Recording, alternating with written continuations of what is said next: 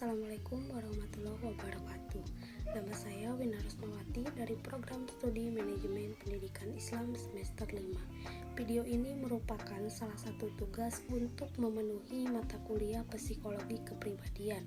Adapun tema yang akan dibahas pada presentasi kali ini yaitu tentang tipologi kepribadian dalam perspektif Islam. Baik, langsung saja ke inti materinya. Di sini saya akan membahas 2 poin. Yang pertama, pengertian kepribadian dalam Islam, dan yang kedua, tipologi kepribadian dalam perspektif Islam. Pembahasan yang pertama yaitu pengertian kepribadian dalam Islam.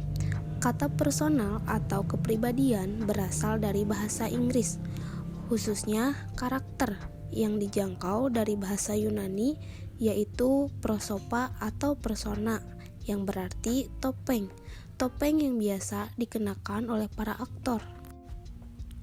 Secara etimologis, istilah kepribadian dalam kajian Islam lebih dikenal dengan istilah sakahiyah yang berasal dari kata syah, artinya pribadi. Istilah selanjutnya adalah nafsiyah yang berasal dari kata nafs yang berarti perseorangan. Sedangkan Al-Syafi'i menerjemahkan kata nafs dengan kata person, self, atau level of personal development yang artinya kepribadian, diri, individu, atau tingkat perkembangan kepribadian. Sedangkan menurut Sukanto MM, kepribadian meliputi 4 aspek. Yang pertama, qalb, artinya hati yang secara istilah diartikan sebagai membolak-balikan. Yang kedua, fuad, adalah sebuah firasat hati atau hati nurani. Yang ketiga, ego, dan yang keempat, perilaku. Selanjutnya, poin yang kedua yaitu tipologi kepribadian dalam perspektif Islam.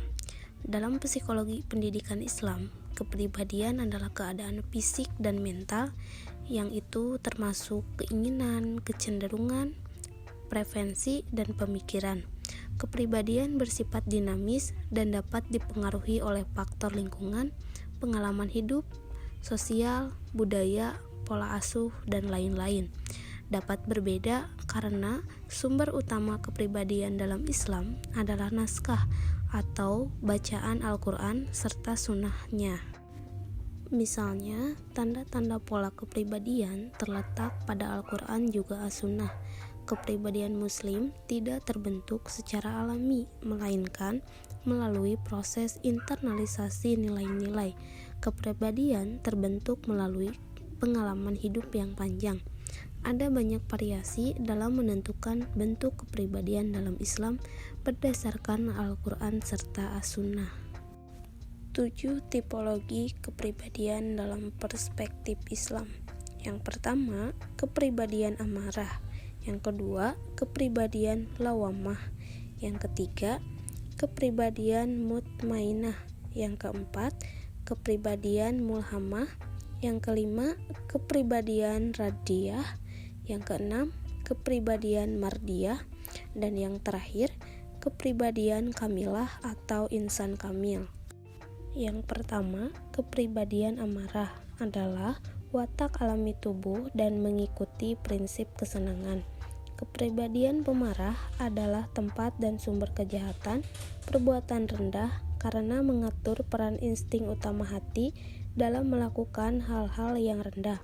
Kepribadian marah adalah kepribadian yang dipengaruhi oleh dorongan-dorongan di alam bawah sadar seseorang.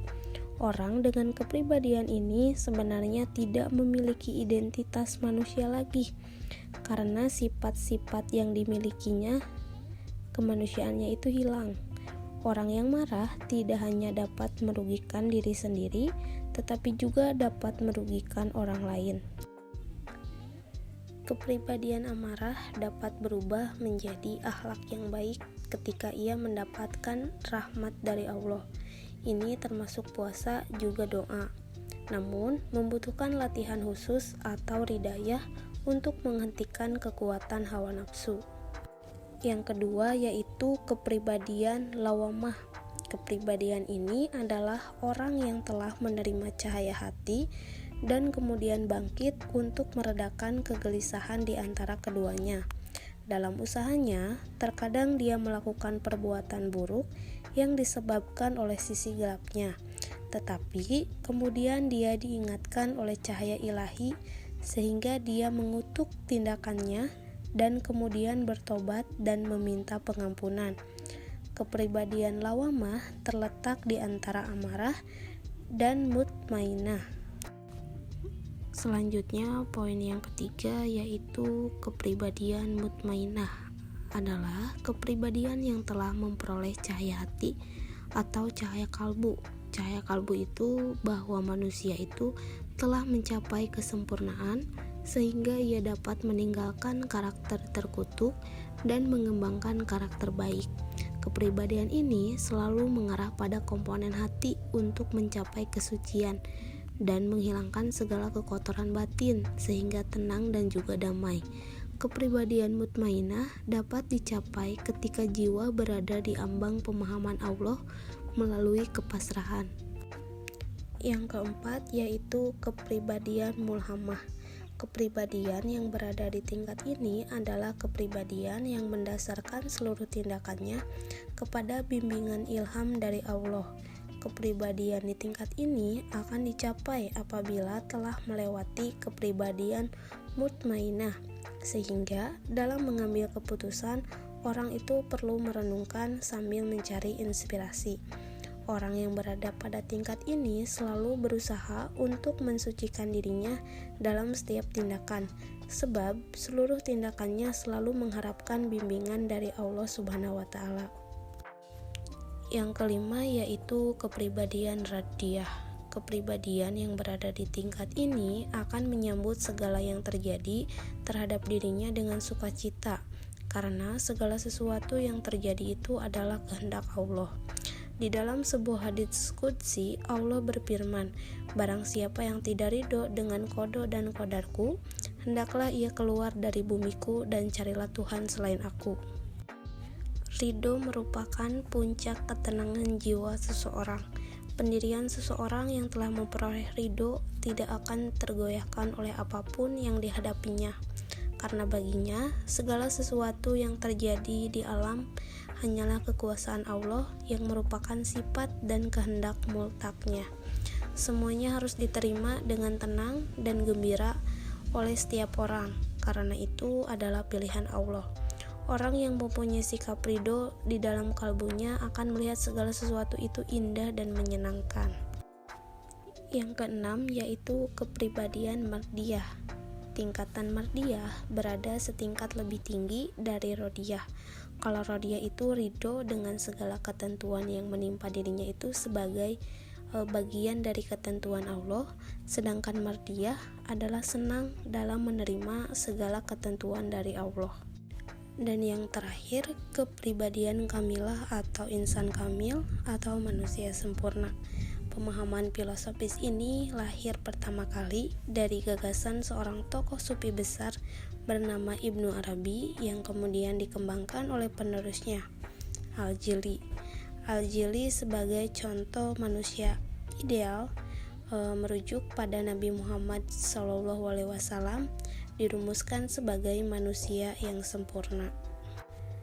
Dari presentasi saya dapat disimpulkan bahwa kepribadian merupakan bagian dari jiwa yang membentuk manusia dalam satu kesatuan.